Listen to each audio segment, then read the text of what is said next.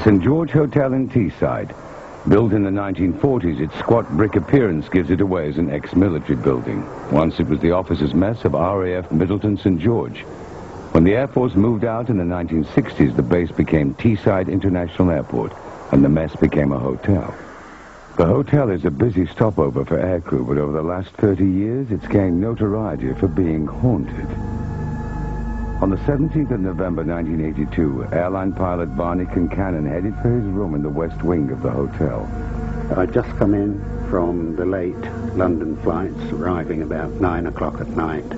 Another pilot, Grant Waters, was also staying in the west wing 3 years earlier in March of '79. I was sort of working earlies, so we had our normal sort of evening do in the bar. Both men were senior pilots, not given to flights of fancy. I went to bed slightly earlier than the crews who were on lates. I went to bed about 11 o'clock.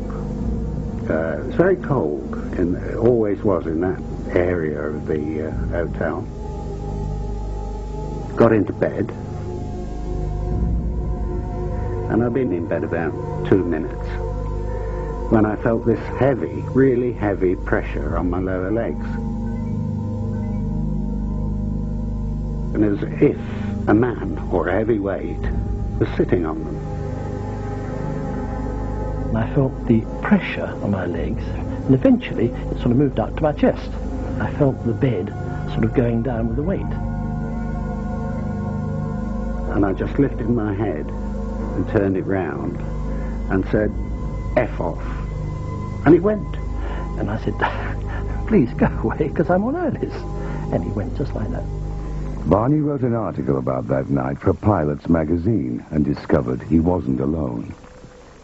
Interviewed 20, 25 people in working for British Midland who'd had similar or even worse, well, most of the experiences they had were worse than the one I had. Stewardess Heather Raybould stayed regularly at the St. George from 1975 to 1995.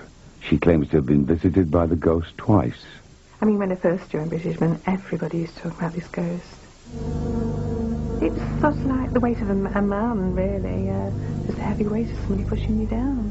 I just didn't know what to do. I found I couldn't shout out, I couldn't talk, I couldn't scream.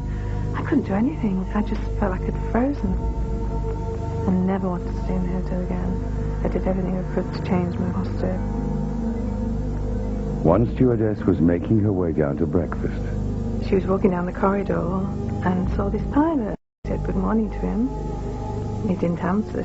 She thought, oh, he's wearing funny clothes, you know, like the old pilots used to wear, the old leathers and that. And she turned around and he disappeared. He wasn't there. Could the clothing offer a clue to the ghost's identity? Barney started researching the history of the base.